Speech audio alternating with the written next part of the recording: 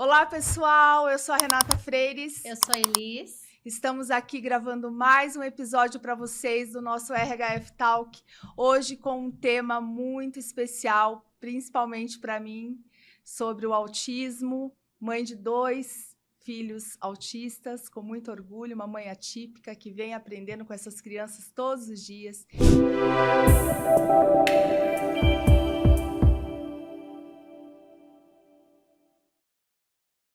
E, obviamente, que a convidada que nós trazemos para esse episódio também é muito especial, a Lara, que eu conheci, né, através eu precisei de uma profissional, né, para atender o meu filho, eu entrei em contato com ela, e para minha surpresa, ela vai contar a história dela aqui para a gente, ela também é autista, e eu falei, por que não convidá-la? Acho que vai trazer um conteúdo muito rico para nós hoje, e eu espero que vocês gostem. Lara, obrigada por aceitar o convite, estou muito honrada de fazer esse episódio com você, sei que essa troca aqui vai ser enriquecedora, e a mensagem que a gente quer trazer para o público muito especial, né? Então vamos lá, conte quem é a Lara, quantos anos tem, o que faz, para a gente conhecer. Né? Obrigada pelo convite, Imagina. É sempre uma alegria poder trazer um pouquinho da minha história e além do conhecimento técnico, né, para a gente tentar aí trazer uma conscientização realmente sobre o autismo, o que ele é e os impactos que ele traz na nossa vida. Eu sou psicóloga, eu trabalho principalmente com crianças e adolescentes que estão dentro do espectro ou que têm outra neurodivergência. E eu sou uma pessoa autista, com TDAH e altas habilidades. Então, vocês vão ver que eu fico aqui dançando na cadeira e mexendo com o meu anelzinho. São algumas estratégias aí que a gente vai tendo. Eu tive meu diagnóstico tardiamente, já na vida adulta. Eu já trabalhava na área, já era formada. E tive esse diagnóstico justamente por começar a trazer alguns enfrentamentos com os superiores das clínicas que eu trabalhava. Por exemplo, tem que trabalhar a seletividade alimentar. E eu não encosto em frutas, eu não aguento o cheiro, coisas nesse sentido. Sim. Aonde sugeriram que eu fosse fazer a minha avaliação. E daí eu tive o meu diagnóstico. Entendi. Você tinha quantos anos? Fazem 3 anos, então estava com 24, quase 24. Entendi. E durante a tua infância, a sua adolescência, isso você não se percebia diferente em algumas coisas ou com dificuldade em algumas coisas? Em tudo. Em tudo. Mas nunca procurou saber, assim, você conseguia enfrentar? Mas tudo o que exatamente? Eu sempre fui a criança estranha, dramática, fresca. Mas eu fui, acho que por conta das altas habilidades, eu fui me desenvolvendo ali, né? Então, por mais que eu tivesse dificuldade de socialização, fosse esquisita na escola, eu tinha notas excelentes. Eu me queixava de bullying. E os meus pais, ignora, deixa isso pra lá, você tem as melhores notas, os professores te elogiam, foca nisso. Eu não comia nada, sempre fui seletiva. Então, eles traziam muito... a Lara é fresca, mas minha mãe falava, é muito fácil tratar dela. É só dar arroz, feijão, bife e batata frita. Então, ela não come mais nada, mas ela come coisa fácil. Você é a única filha? Sou. A única filha. E você falando de bullying, né? O meu filho começou a trazer vários episódios de bullying esse ano. Falo que de todas as fases, agora eu tô achando a mais desafiadora, porque é uma fase hormonal muito que tudo muda, né, no corpo, na cabeça, e começa a ter a vontade de namorar, então, e pela dificuldade de sociabilização, também, né, engraçado porque as histórias se repetem, são tantos anos, já mais de 10, é a mesma história, né, o diferente, o esquisito, e aí pegam características dele ali para... Uhum. Muitas vezes eu também, mesmo tendo a consciência, sua mãe na época não sabia, né? Mas eu tendo a consciência, eu oriento ele a entrar na brincadeira. Porque eu falo que o bullying, ele é antigo, né? Eu tenho 47 anos e a gente estava conversando, eu e minha esposa, essa semana sobre isso. o que me zoava era Renata Lata, Renata Barata, os meninos me provocavam, eu corria atrás. Um dia eu joguei uma caneta no olho do menino, fui para a secretaria. Então, sempre existiu, porque é da criança, é do adolescente. Só que hoje, com os diagnósticos, porque eu falo que as próprias escolas têm buscado esses diagnósticos, né? Sim. Então, fica muito mais aparente. E aí, o Eduardo sempre lidou muito bem. Assim, não foi algo que foi escondido, sempre, desde ele foi diagnosticado com 4, eu sempre tratei o assunto com muita tranquilidade em casa, e só a vida ficou melhor quando eu aceitei o diagnóstico e entendi que para ficar melhor eu precisava saber como ele funcionava, mas na adolescência isso virou um tabu para ele, né? Sim.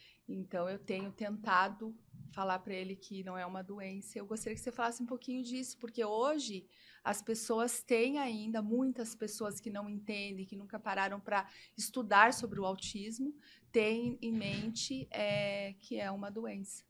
Sim, eu acho que eu sempre falo para as famílias, assim, a adolescência, sem dúvidas, é a pior fase para gente.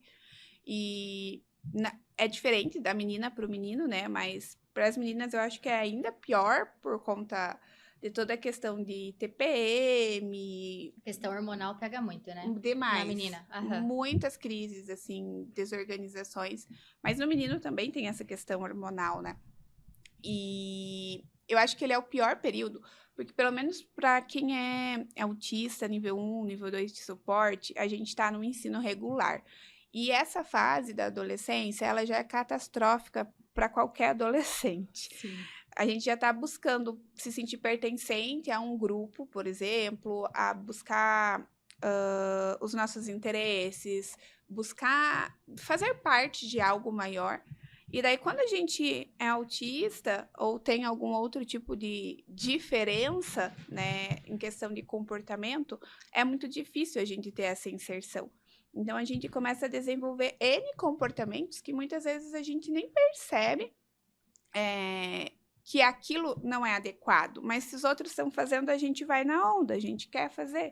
Então, eu olho hoje, por exemplo, para minha adolescência e eu vejo, meu Deus, que pessoa tóxica que eu era. Porque eu via as meninas fazendo, por exemplo, bullying comigo e eu entendia que era aquele comportamento que faria eu ser aceita. Então, eu fazia bullying com as outras pessoas que eram mais fracas do que eu, porque talvez assim eu fosse ser aceita.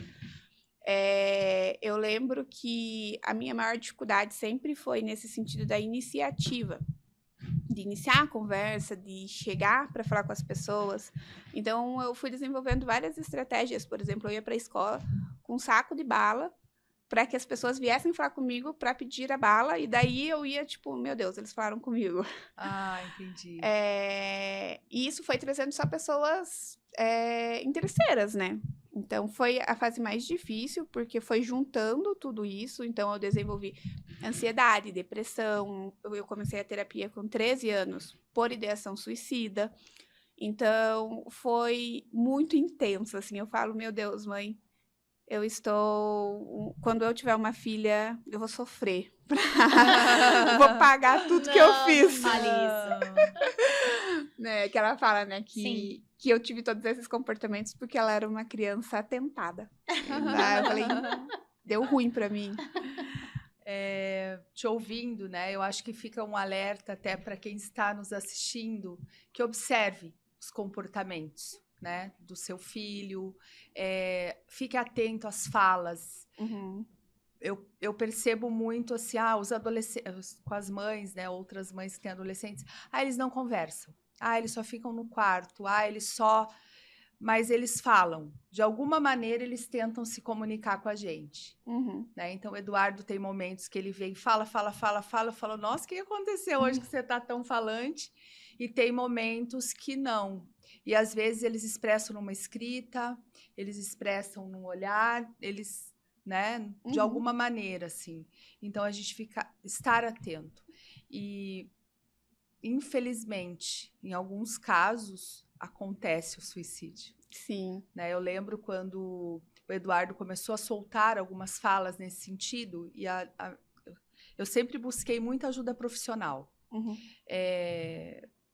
E às vezes aquele profissional que eu estava trabalhando naquele momento não estava me ajudando o suficiente, que eu precisava, eu buscava outra pessoa. Elisa acompanhou toda a minha trajetória, né, Elisa? Eu sempre buscando respostas. Eu falava assim, não, eu preciso saber por que ele faz isso, por que ele faz aquilo. Então, eu acho que eu sei que é corrido, a vida é muito corrida. Eu tenho 3 filhos. Eu falo que a gente tem que dar atenção devida para cada um. Eu tenho mais uma autista, né? Que eu falo que a Júlia vai, até a neuro me alertou assim, olha, já coloca na terapia agora, porque a adolescência está chegando, ela está com 9, e a probabilidade é que ela tenha um comportamento igual ou pior que o Eduardo.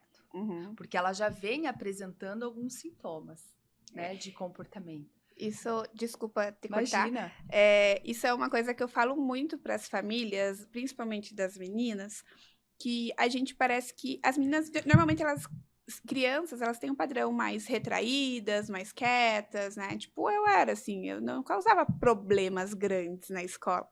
Mas na adolescência, parece que, tipo, vira, assim. Aflora. Exato, porque daí parece que vem tudo de uma vez.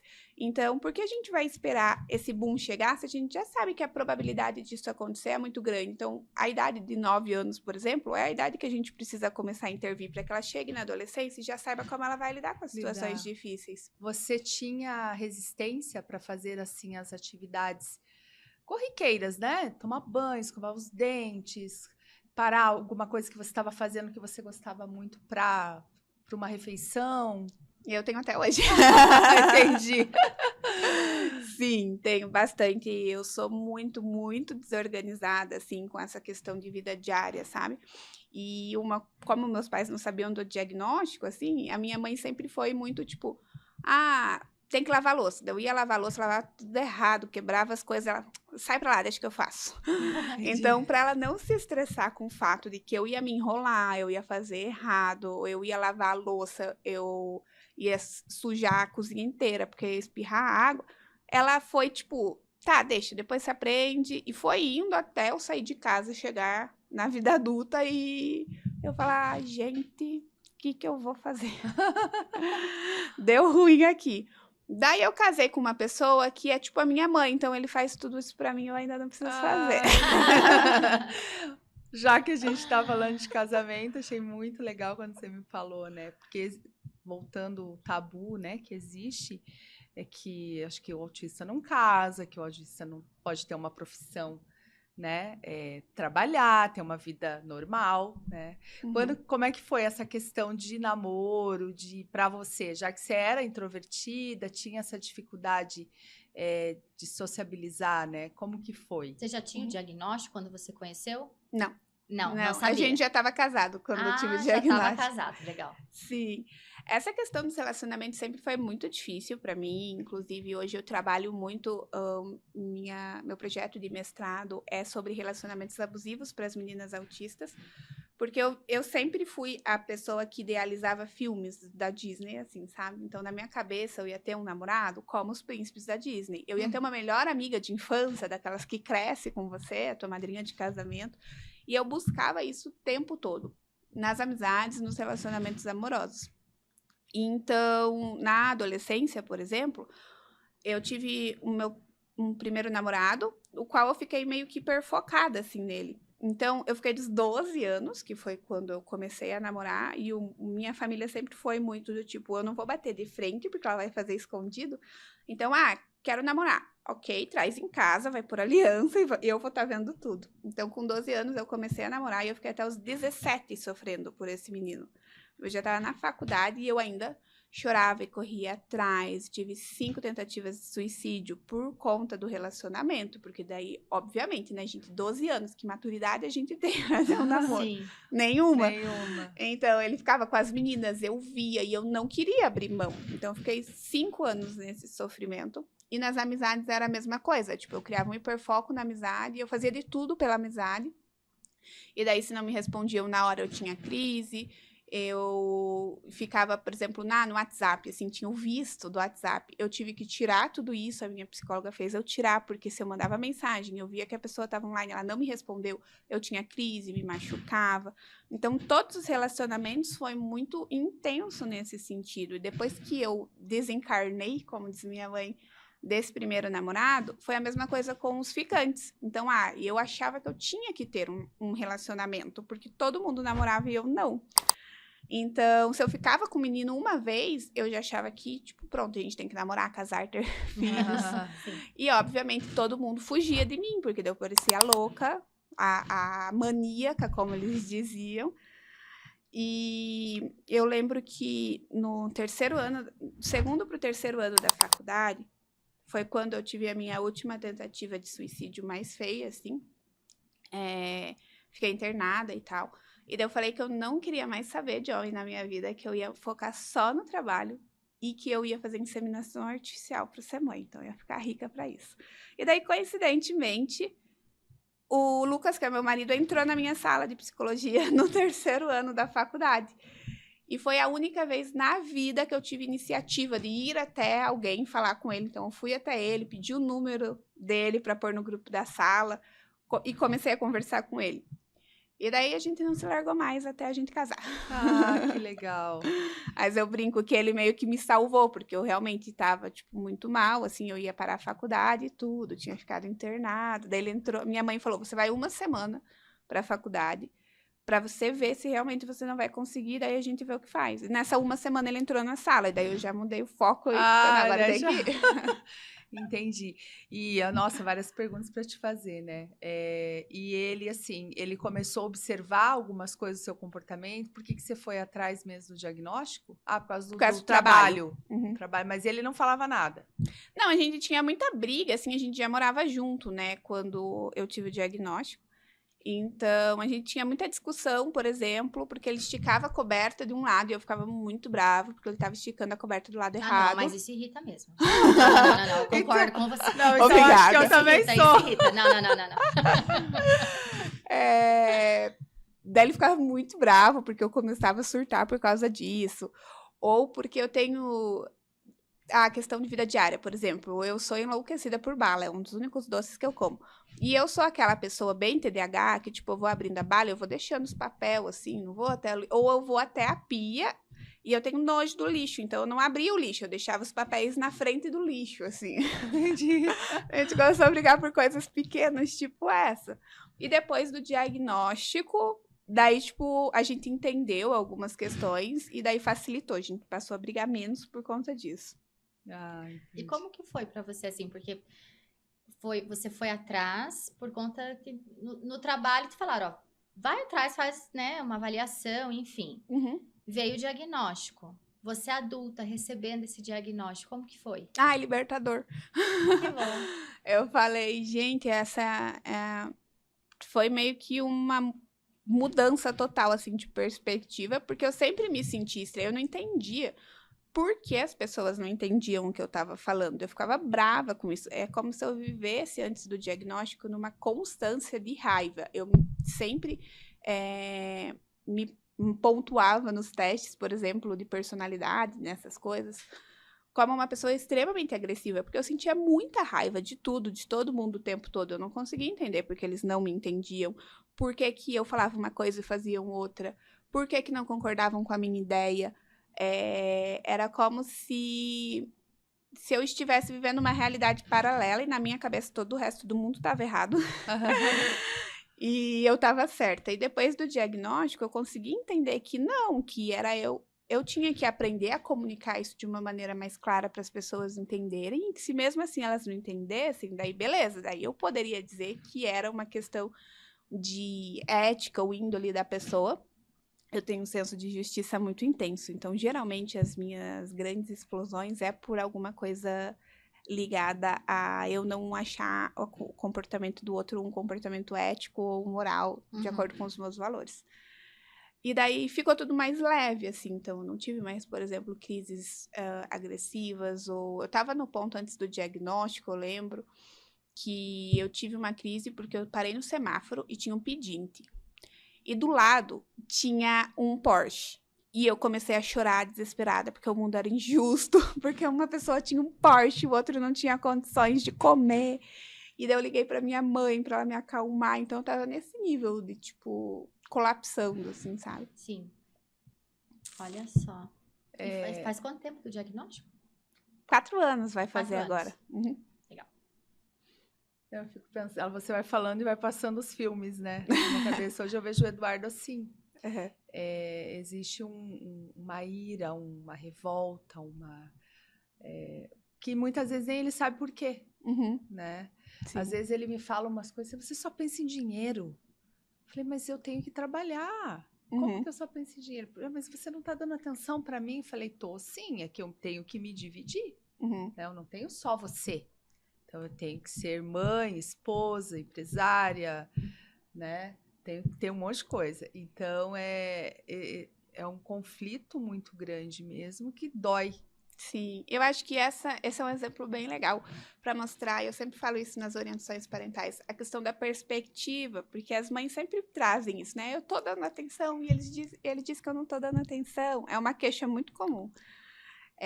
Só que às vezes a atenção que vocês aprenderam a dar não é a atenção que a gente precisa, sabe? Então, eu sentia muito isso também, não com os meus pais, mas com os amigos, porque eles diziam isso, né? Mas a gente tá te respondendo, a gente tá te chamando pro grupo, só que não era a forma com que eu compreendia, porque eu tinha uma ideia mental do que era uma amizade, por exemplo, que era baseada lá nos filmes dos Estados Unidos. Então, se eles não saíam, se eles não me tratavam da forma com que eu criei na minha cabeça, que era a forma que uma amizade era, eu achava que não era, que eles não estavam se importando comigo, que eles estavam me excluindo, e não necessariamente é a intenção da pessoa.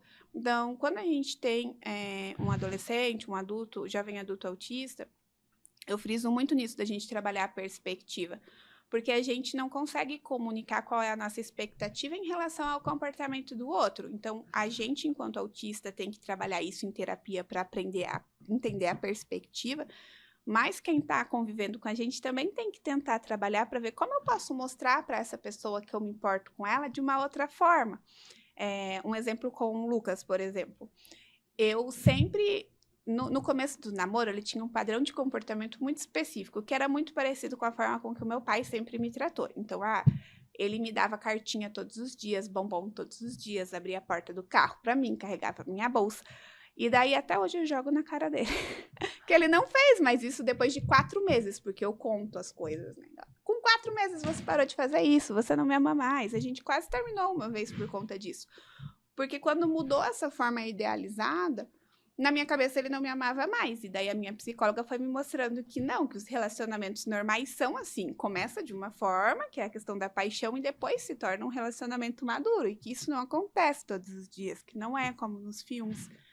Então eu fui aprendendo a entender que hoje, por exemplo, a forma do Lucas mostrar que me ama não é com as cartas e abrindo a porta do carro, como eu idealizava que seria, mas é ele todos os dias lavando a louça porque eu tenho nojo de pegar na bucha, levando minha comida na cama porque eu já tô cansada e eu não quero levantar da cama, e que eu tenho que aprender a olhar isso como uma forma de demonstração de amor, mas também tenho que aprender a comunicar para ele que nas datas comemorativas eu vou esperar uma surpresa, e ele tem que fazer essa surpresa porque é algo que é importante para mim.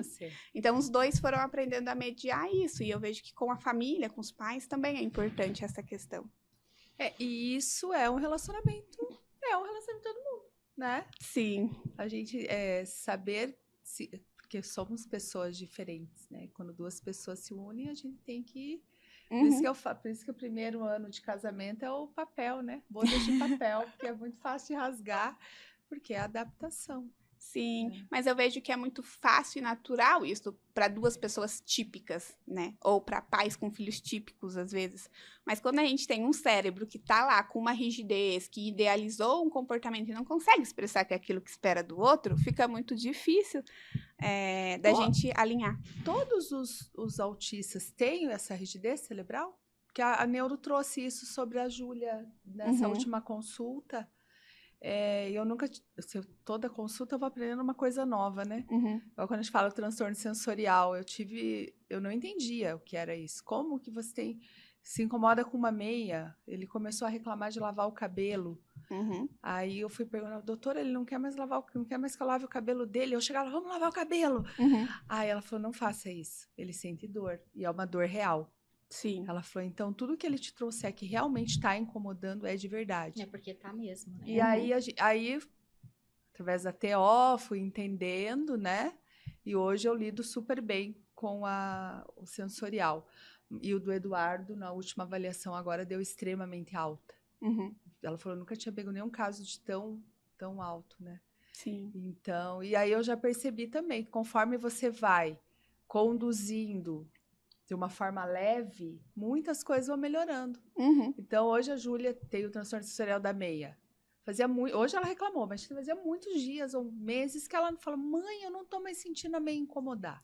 Então, acho que o cérebro vai se adaptando, né? É Sim. assim. É justamente essa ideia da terapia, né? Da gente também conseguir reconhecer o que incomoda e conseguir ir se adaptando. Acho que a partir do momento que a gente toma consciência do que nos incomoda, a gente também consegue tentar, né, flexibilizar isso e pôr limites quando a gente vê que não vai conseguir. Várias coisas na questão sensorial, vários fatores externos podem influenciar.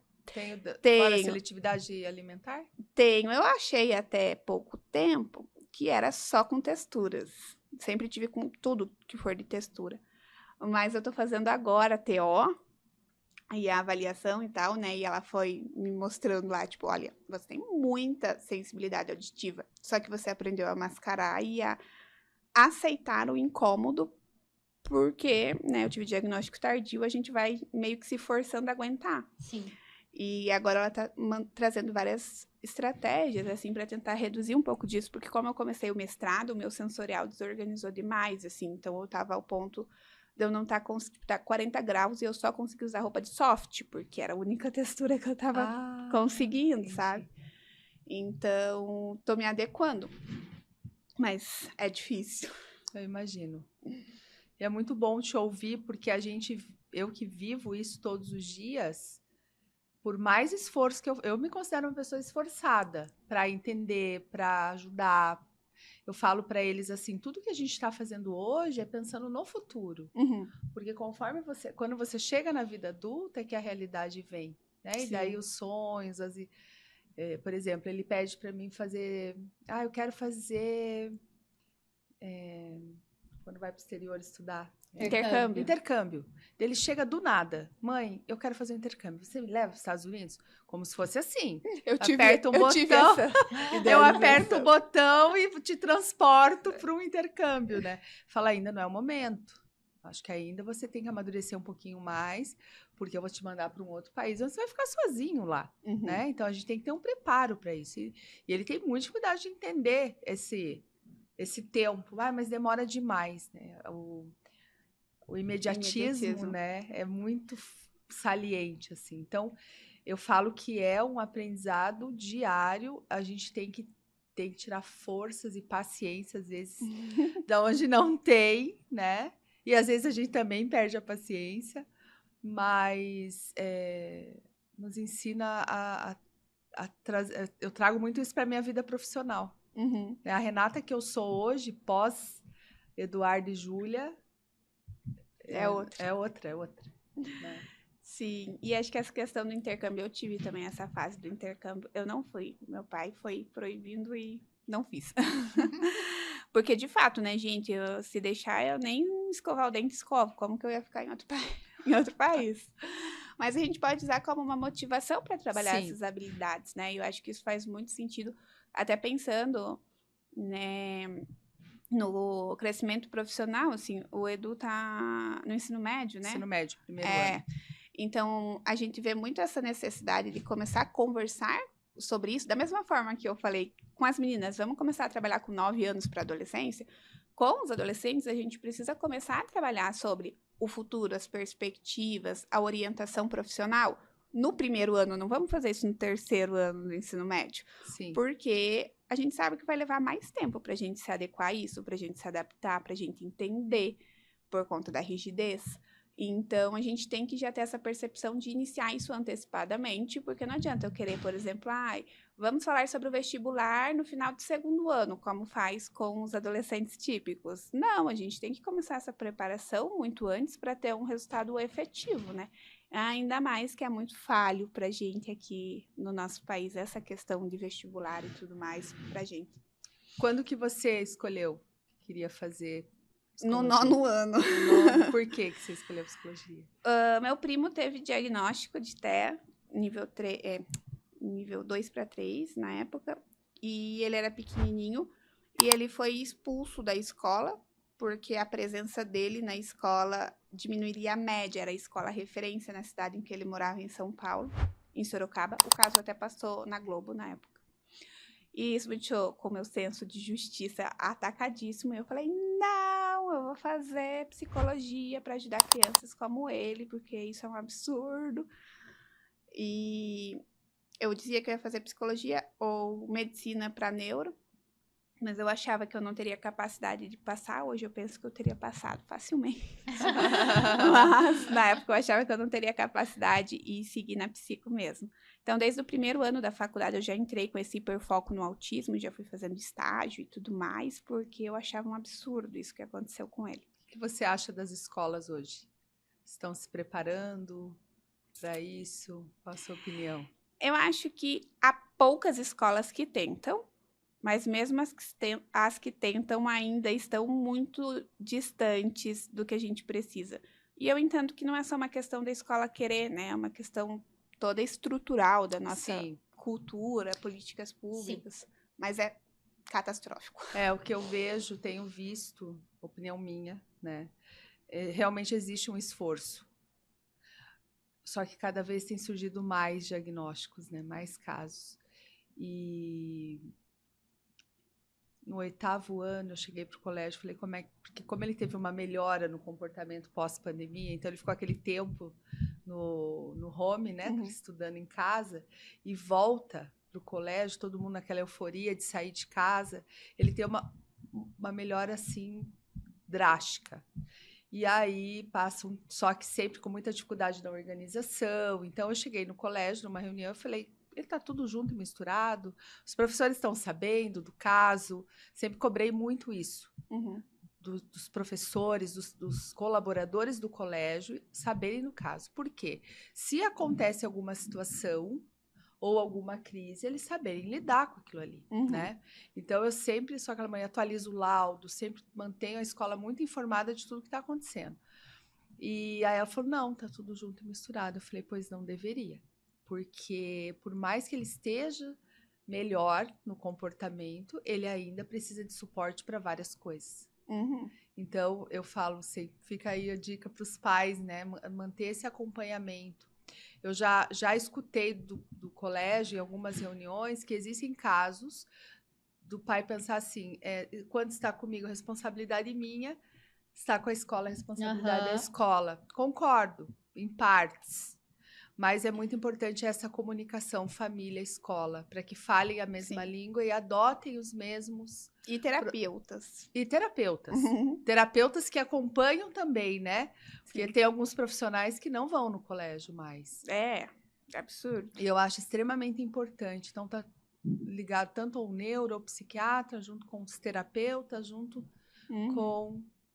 né? E quem não consegue hoje pagar, né, esses profissionais, procurar alternativas. Tem bastante gente aí fazendo pro bono para se desenvolver na área, terapias coletivas, Tem buscar. Tem as sociais também, né? Sociais, porque é extremamente importante a ajuda profissional. Sim. Eu falo que se eu tivesse sozinha, eu não teria avançado em quase nada.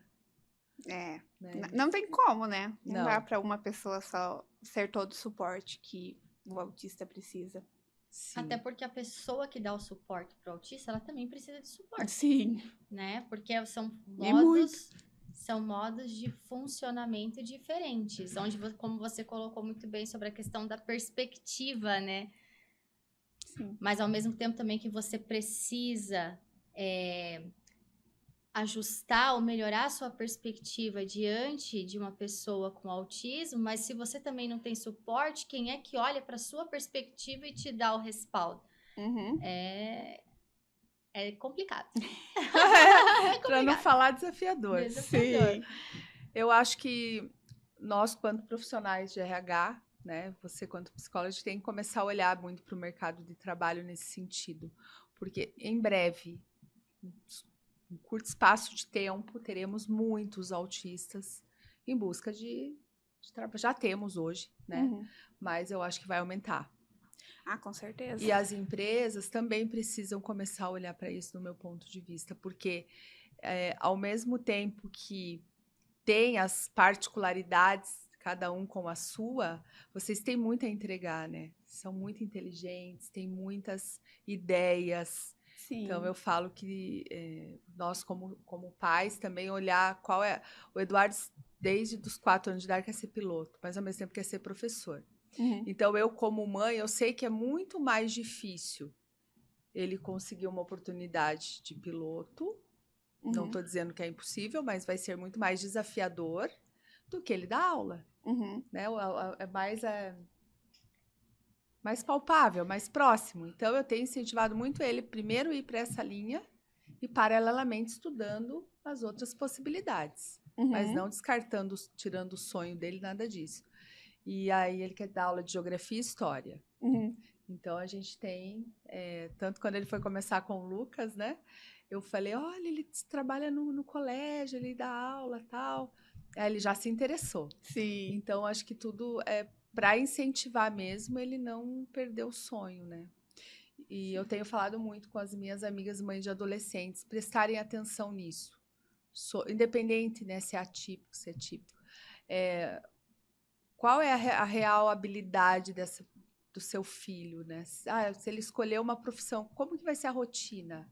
O que ele vai fazer? Será que ele vai gostar? Sim. Porque às vezes é só porque meu pai é advogado, quer ser advogado. Meu pai é médico, quer ser médico, né? Sim. E olhar para a real habilidade daquela pessoa mesmo. Eu acho que isso é algo muito importante para a gente pensar, porque eu vejo que a gente ainda tem uma cultura que pensa muito e foca muito na infância, né? O que é extremamente essencial, com toda certeza. Mas parece que os profissionais esquecem que a gente vai crescer e que a gente vai chegar no vestibular, no mercado de trabalho, e a gente não vai conseguir entrar numa área que não é o nosso hiperfoco, o nosso interesse. Não adianta. Assim, e eu digo isso porque eu sempre fui criada para ser independente, para ser, né, não, meu pai dizia, não vai precisar de homem. Desde os 13 anos, 14, que pode entrar em menor aprendiz, eu faço entrevista, eu procuro emprego, sempre tentei. Eu nunca passei nenhuma entrevista para nada, porque essa questão não é... a gente não sabe responder, né? A gente tem que ser treinado para saber responder. Então, por que você quer trabalhar aqui na nossa loja de sapatos? E eu respondia, porque eu preciso de dinheiro. Né? Perguntou e a resposta sincera, né? Não tinha condição.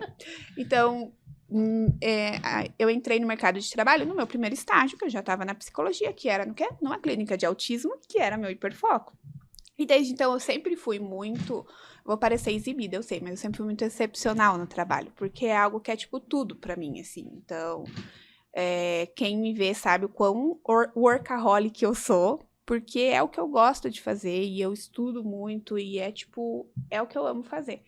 E se a gente não for direcionado pra trabalhar, pra ter funcionalidade naquilo que a gente ama fazer, a gente não vai ser produtivo, a gente não consegue fingir que a gente tá lá gostando do trabalho, como a maioria das pessoas típicas fazem, porque elas precisam daquilo. Sim. E eu acho que é muito isso, né, da gente tanto treinar o autista de que ele vai ter que flexibilizar, dependendo da área que ele tá, ele vai ter que responder ordens, mas trabalhar também com a equipe do local, né, para elas saberem que a gente, tendo a gente lá e sendo a nossa área de interesse, a gente vai ser um profissional excepcional no que a gente faz. Em qualquer área, desde que seja nosso tema de interesse. Então, quando você falou, né, da questão do piloto, por exemplo, é algo mais difícil de entrar, mas se é algo que realmente é o hiperfoco dele, por exemplo, eu tenho certeza que ele passaria facilmente. Se ele tiver treinado para estar com uma regulação emocional para responder as perguntas, fazer a prova e tudo mais. Geralmente, se a gente não passa, é muito mais por uma instabilidade emocional, de ansiedade, coisas nesse sentido, do que por desempenho em si. Se for uma prova prática, por exemplo, com certeza ele passaria muito facilmente, porque é o que a gente gosta. E a gente tem que começar a trabalhar isso desde cedo. A questão da expectativa nossa também, né? Então, na orientação profissional, por exemplo, com os autistas, eu fiz o meu estágio de 5º ano com isso. E a gente trabalhava muito isso, de, eu quero fazer medicina. Tá, você quer fazer medicina, mas você tem exaustão se você fica 3 horas em pé num lugar com muito barulho. Como é que você vai ficar numa sala de cirurgia, no hospital? No curso você vai ter que fazer residência, 12, 14 horas. Será que você vai conseguir? Porque às vezes também a gente tem umas ideias e não vê como é de fato a profissão. Né? Então a gente também tem que trabalhar essa antecipação para que a gente entenda se de fato é o que faz sentido pra gente ou não. Eu faço isso em várias situações com eles, né? Porque realmente não tem o olhar, eu costumo olhar muito o aqui, né? O aqui e agora. Sim. Não tem o olhar. Por isso a dificuldade com as consequências. Eu estava conversando com ele ontem sobre isso, né? Você precisa começar sempre a refletir nas consequências. Tudo tem boas e ruins. Qualquer ação nossa vai trazer uma consequência. E a gente não para. Eu sou extremamente impulsiva. A gente não para pra ver isso. Depois que deu ruim, que a gente fala. E por que eu fiz? Putz. E aí tem situações que são reversíveis e outras irreversíveis. Sim. Né? Uma coisa é fazer isso com o pai, com mãe, com familiar, com um amigo que gosta muito de você. Né? E com um estranho. O estranho, ele não vai ser tolerante. Sim, é. E, Lara, você já sofreu alguma... algo que... Como que se diz? Não é racismo, é... Preconceito?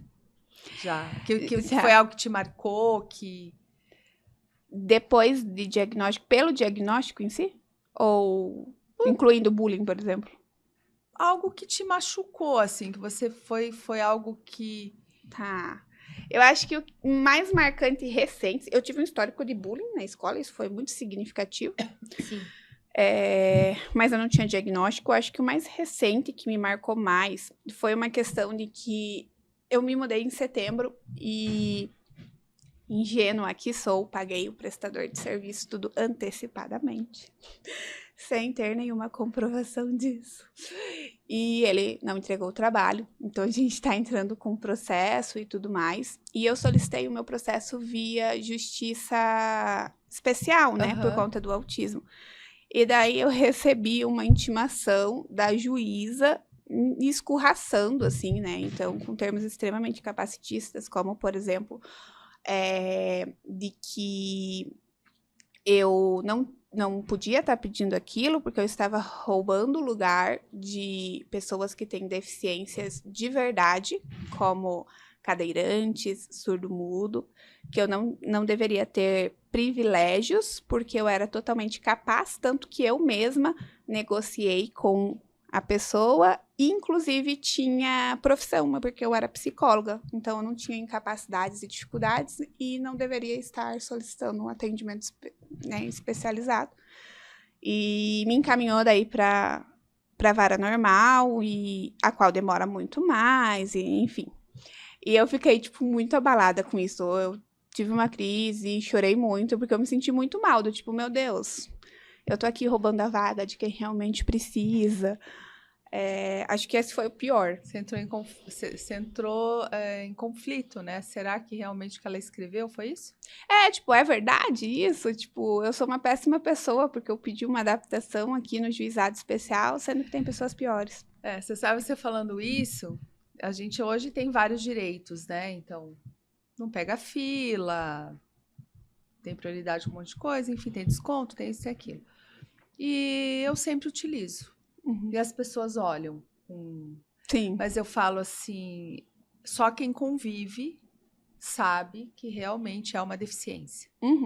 Então, quando a gente foi para a Disney ano passado, a minha agente de viagem falou, olha, tem um programa lá para os autistas que você consegue não cortar fila, mas você consegue ter horário marcado. Então, eu não preciso ficar 1 hora na fila. Eu marco lá daqui 20 minutos e volto. E aí, nos parques da Disney, fica até uma dica, quem for aí, fazer uma entrevista. No caso, fizeram em espanhol com a gente e tal. E aí, várias perguntas, assim, mas tá, e se ele ficar muito tempo, se eles ficarem muito tempo na fila, o que acontece? Ele pode ter um surto, ele pode começar a gritar, ele pode começar a xingar, ele pode... E ele não vai xingar as pessoas, a própria família. Né? Porque daí a culpa ele terceiriza tudo para nós, principalmente pro meu esposo.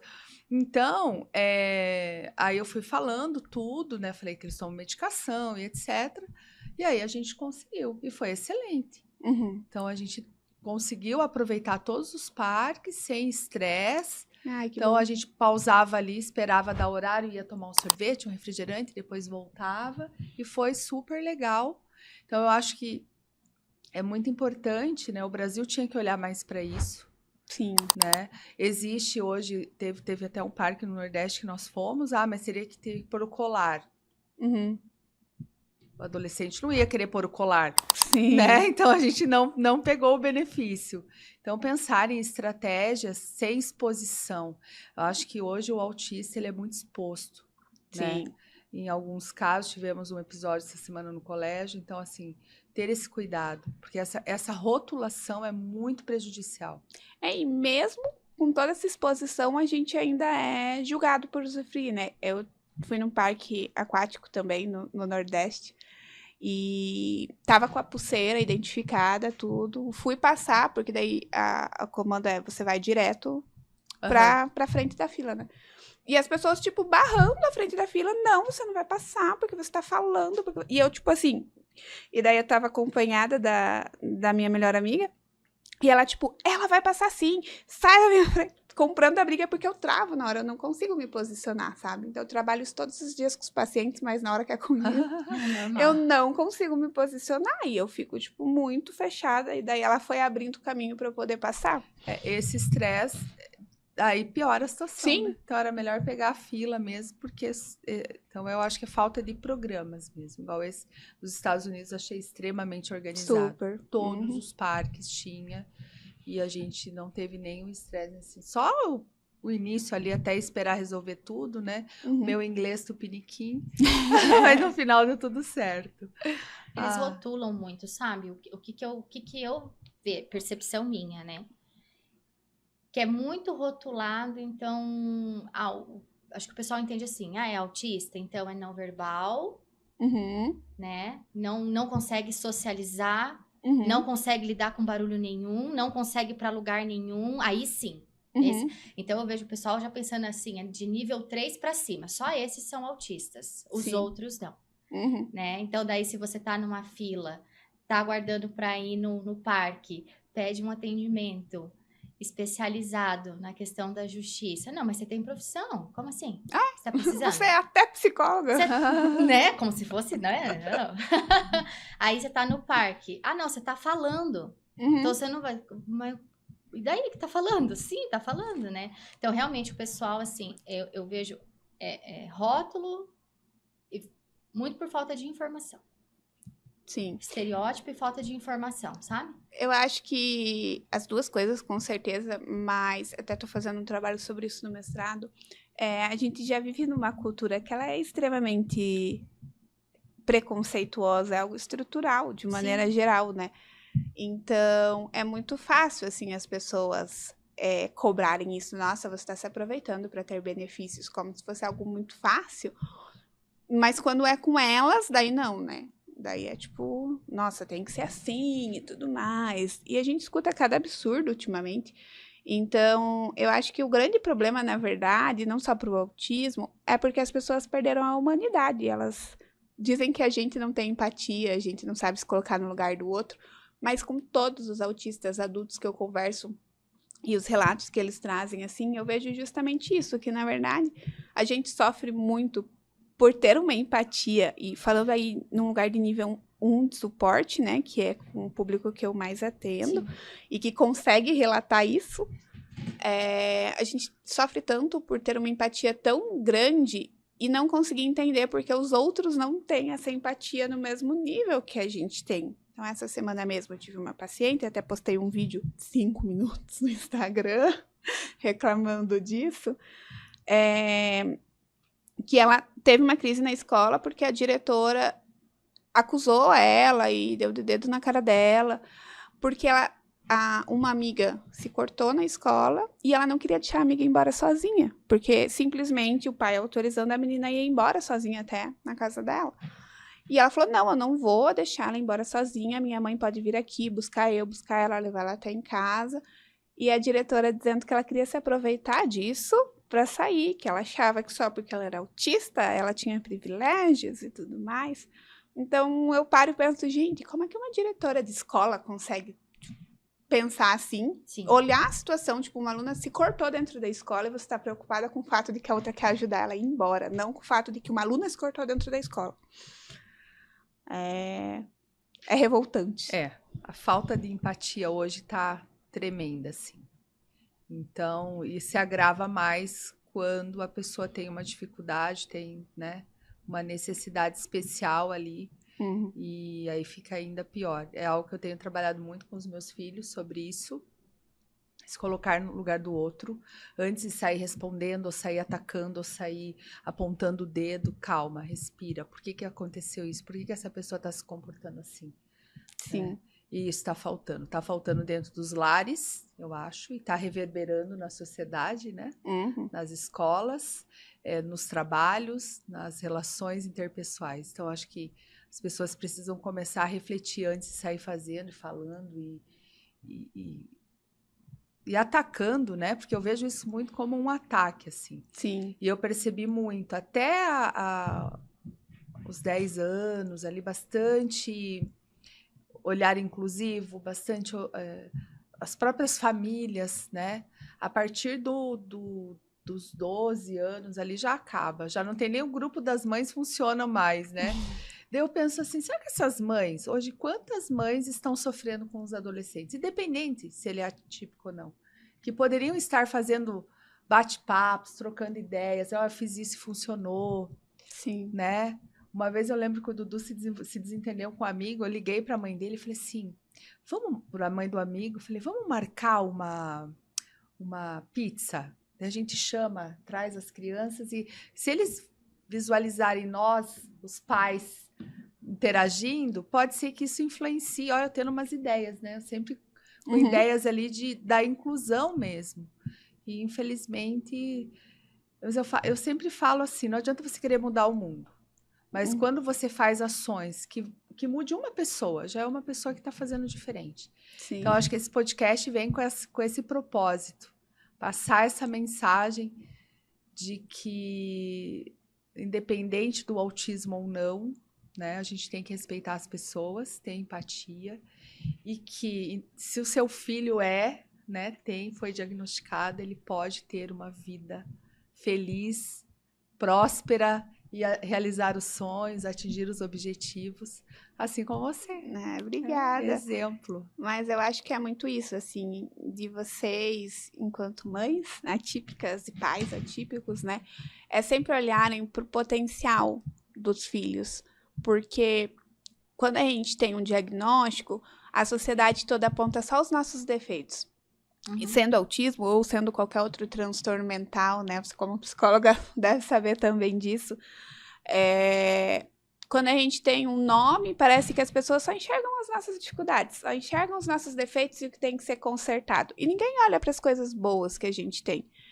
Então, a gente só precisa que alguém olhe e acredite em tudo que a gente tem de bom no nosso potencial. Eu acho que se hoje eu tô onde eu estou e eu passei por tudo que eu passei sem ter grandes danos de maneira geral, é porque os meus pais sempre foram essa pessoa, né? Então, eu ia mal na escola, eu não levava uma bronca ou eu apanhava. O meu pai sempre foi a pessoa, e eu tenho 99% de certeza que ele é autista também, talvez seja por isso. Mas ele sempre foi uma pessoa que dizia assim, olha, eu te criei para você ser o melhor que você pode ser.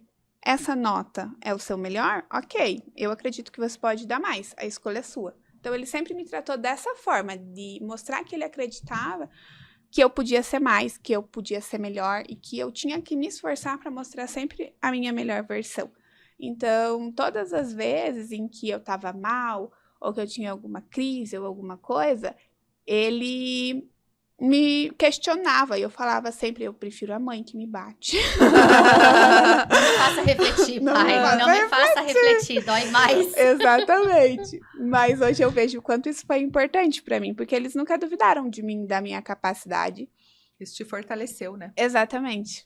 Uhum. legal. E é isso que a gente precisa. Então, se todo mundo estiver mostrando os defeitos, olhem para as coisas boas que eles têm e façam eles lembrarem disso também. Então, deixa uma mensagem para o nosso público, né? Que está nos assistindo. Acho que essa já foi uma Já mensagem foi. também, mas complementando, para que as famílias olhem para esse potencial e que se você é pai, mãe ou trabalha, né, com pessoas autistas, você ensine as crianças, os adolescentes, ou adote uma postura de também olhar para esse potencial e para essas coisas boas.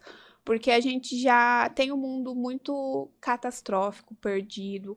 A gente passou a viver meio que no automático e a olhar só as coisas ruins que estão acontecendo. Então, a gente precisa resgatar isso. Olhe para as coisas boas que o outro tem.